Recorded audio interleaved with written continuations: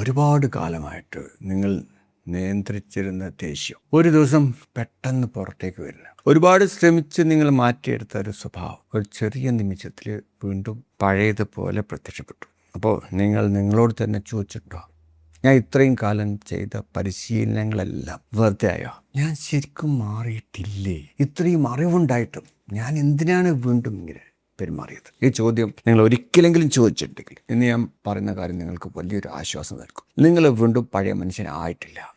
നിങ്ങൾ പഴയ മനുഷ്യൻ ഒരിക്കലും പൂർണ്ണമായി ഇല്ലാതായിരുന്നില്ല എന്നുള്ളതാണ് സത്യം. അയാൾ നിങ്ങളുടെ ഉള്ളിൽ തന്നെ ഉണ്ടായിരുന്നു. നിങ്ങൾ അറിവും പരിശീലനവും ബോധമൊക്കെ ഉപയോഗിച്ച് അയാളെ നിയന്ത്രിച്ച് നിർത്തുകയായിരുന്നു ഇതുവരെ.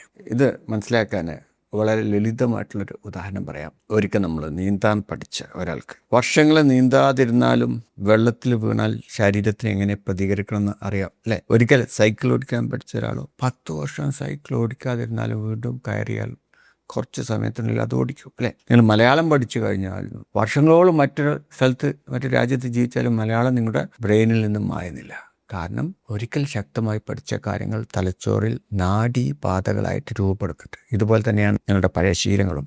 നമ്മുടെ ദേഷ്യം, നമ്മുടെ ഭയം, നമ്മുടെ വാശി, നമ്മുടെ അസൂയ, നമ്മുടെ പ്രതികാരം, നമ്മുടെ അനിയന്ത്രിതമായിട്ടുള്ള സംസാര ശൈലി, ഇവയെല്ലാം ഒരിക്കൽ നമ്മൾ പലതവണ ആവർത്തിച്ചതാണെങ്കിൽ അവ നമ്മുടെ തലച്ചോറിൽ പഴയ വഴികളായിട്ട് തന്നെ നിലനിൽക്കും. പിന്നീട് അറിവും പരിശീലനമൊക്കെ ലഭിക്കുമ്പോൾ നമ്മൾ പുതിയ വഴികൾ സൃഷ്ടിക്കുന്നു. ദേഷ്യപ്പെടുന്നതിന് പകരം ശാന്തമായി സംസാരിക്കാൻ പഠിക്കുന്നു.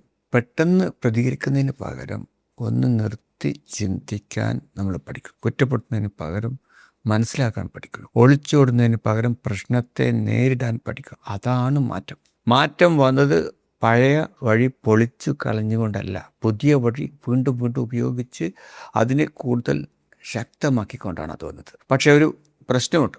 പുതിയ വഴിയിലൂടെ നടക്കാൻ നമ്മുടെ തലച്ചോറിന് ശ്രദ്ധയും ബോധവും ഊർജവും ആവശ്യമാണ്. പഴയ വഴി വളരെ പരിചിതമാണ്, അത് എളുപ്പമാണ്. അതിലൂടെ പോകാൻ തലച്ചോറിന് അധികം ആലോചിക്കേണ്ട ആവശ്യമില്ല. അതുകൊണ്ട് നാം നന്നായി ഉറങ്ങിയിരിക്കുമ്പോൾ, ശരീരത്തിലെ നല്ല ഊർജമുള്ളപ്പോൾ, മനസ്സ് നല്ല ശാന്തമായിരിക്കുമ്പോൾ പുതിയ മനുഷ്യനായി പെരുമാറാൻ നമുക്ക് വളരെ എളുപ്പമാണ്. പക്ഷെ വല്ലാതെ വിശന്നിരിക്കുമ്പോൾ, ഉറക്കം കുറഞ്ഞിരിക്കുമ്പോൾ, രോഗബാധിതനായിട്ടിരിക്കുമ്പോൾ, സാമ്പത്തികമായ സമ്മർദ്ദത്തിലായിരിക്കുമ്പോൾ, പല പ്രശ്നങ്ങളോടും മൽപ്പിടുത്തം നടത്തിക്കൊണ്ടിരിക്കുകയാണെങ്കിൽ നമ്മുടെ നിയന്ത്രണ ശേഷി ക്ഷീണിച്ചു പോകും. അപ്പോൾ തലച്ചോറിന് പുതിയ വഴിക്ക് പകരം പഴയ പരിചിതമായ വഴിയിലേക്ക് തിരിയേണ്ടി വരും. അവിടെയാണ് നമ്മൾ പെട്ടെന്ന് ദേഷ്യപ്പെടുന്നത്, അരുതാത്ത വാക്കുകൾ പറയുന്നത്, വേണ്ടാത്ത തീരുമാനങ്ങൾ എടുക്കുന്നത്. പിന്നീട് ശാന്തരാകുമ്പോൾ നമ്മൾ ഞെട്ടിപ്പോവാണ്. ഇത് ഞാനാണോ ചെയ്തത് എന്ന് ചോദിക്കുകയാണ്. അതെ, അത് നിങ്ങളിൽ ഉണ്ടായിരുന്ന ഒരു ഭാഗമാണ്. പക്ഷേ അത് മാത്രമല്ല നിങ്ങളുടെ ഒരു മോശം നിമിഷം നിങ്ങളുടെ മുഴുവൻ വ്യക്തിത്വമല്ല. നിങ്ങളുടെ ഒരു തെറ്റ് നിങ്ങളുടെ മുഴുവൻ ജീവിതത്തിൻ്റെ നിർവചനമല്ല. ഒരു ദിവസം പഴയ വഴിയിലൂടെ നടന്നതുകൊണ്ട് നിങ്ങൾ സൃഷ്ടിച്ച പുതിയ വഴികളില്ലാതാകുന്നില്ല. ഒരു ദിവസം ജിമ്മിൽ പോകാതിരുന്നുകൊണ്ട് ശരീരത്തിൽ ഇതുവരെ നേടിയ ശക്തി മുഴുവൻ നഷ്ടപ്പെടുന്നില്ലല്ലോ. അതുപോലെ ഒരു ദിവസം നിയന്ത്രണം നഷ്ടപ്പെട്ടതുകൊണ്ട് ഇതുവരെ നിങ്ങൾ നേടിയ മാനസിക വളർച്ച മുഴുവൻ നഷ്ടപ്പെടുന്നില്ല. അതുകൊണ്ട് ഒരു തെറ്റ് സംഭവിച്ചാൽ ആദ്യം ചെയ്യേണ്ടത് സ്വയം അപമാനിക്കുന്നതല്ല. ഞാൻ ഒരു മോശം മനുഷ്യനാണ്, എന്നെക്കൊണ്ട് ഒന്നും സാധിക്കില്ല, ഞാൻ ഒരിക്കലും മാറില്ല, ഇത്തരം വാക്കുകൾ പറയരുത്. കാരണം സ്വയം വെറുക്കുന്നത് മാറ്റത്തെ ശക്തിപ്പെടുത്തുന്നില്ല. അത് പഴയ സ്വഭാവത്തിലേക്ക് വീണ്ടും വീഴാനുള്ള സാധ്യതയാണ് വർദ്ധിപ്പിക്കുന്നത്. പകരം വളരെ ശാന്തമായി നിങ്ങളോട് ചോദിക്കാം, ആ നിമിഷത്തിൽ എന്താണ് എനിക്ക് സംഭവിച്ചത്? ഞാൻ വിശന്നിരുന്നോ? ഞാൻ ക്ഷീണിച്ചിരുന്നോ? എനിക്ക് ഉറക്കം കുറഞ്ഞിരുന്നോ? ഞാൻ ഉള്ളിൽ വേദനിച്ചു കൊണ്ടായിരുന്നോ? എൻ്റെ ഏത് പഴയ മുറിവാണ് ആ നിമിഷത്തിൽ ഉണർന്നത്?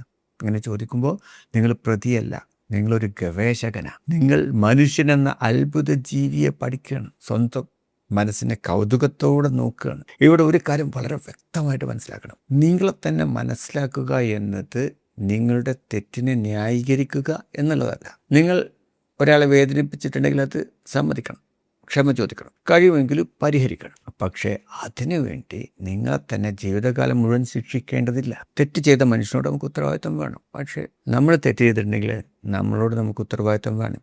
പക്ഷേ നമ്മളോട് നമുക്ക് കരുണയും വേണം. ഇത് രണ്ടും ഒരുമിച്ചായിരിക്കണം. നിങ്ങളെ മക്കളെ നടക്കാൻ പഠിപ്പിക്കുന്ന ഒന്ന് ചിന്തിച്ചു. കുട്ടി നടക്കാൻ ശ്രമിക്കുമ്പോൾ പലതവണ വീഴും, അല്ലേ? അപ്പോൾ നിങ്ങൾ പറയൂ, നിനക്ക് നടക്കാൻ കഴിവില്ല, ഇനി ശ്രമിക്കേണ്ട എന്ന് പറയില്ലല്ലോ. നിങ്ങൾ അവനെ വീണ്ടും എഴുന്നേൽപ്പിക്കും. കാരണം വീഴ്ച നടക്കാൻ പഠിക്കുന്നതിൻ്റെ ഭാഗമാണെന്ന് നിങ്ങൾക്കറിയാം. അതുപോലെ തന്നെയാണ് സ്വഭാവ മാറ്റവും. പലപ്പോഴും നമ്മൾ വീഴും.